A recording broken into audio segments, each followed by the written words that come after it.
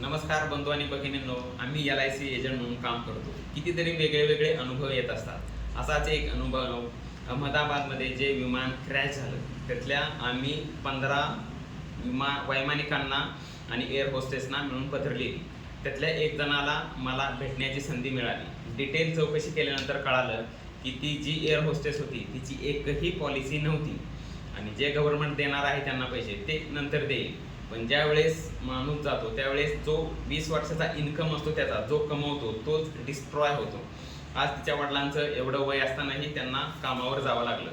सांगण्याचा हेतू एकच, चला तिची जर 5 करोडची पॉलिसी असती तर LICनं आम्हाला जबाबदारी दिली होती किंवा सूचना दिल्या होत्या DGIC कडून थोडेसे प्रमाणपत्र घेऊन त्यांना क्लेम पेड करा. असे कितीतरी क्लेम आम्ही दिले.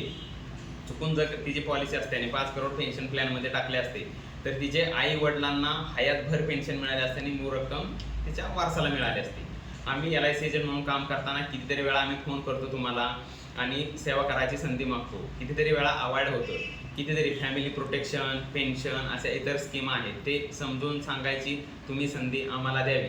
ज्यांना पॉलिसी माझ्याकडे केल्या आहेत त्यांचा मी स्वतःच्या ऋणी आहे आणि ज्यांना मी अपॉइंटमेंट मागतो किंवा पॉलिसी करायची तुम्ही संधी द्या याबद्दल मी तीळ मात्रही शासंक नाही.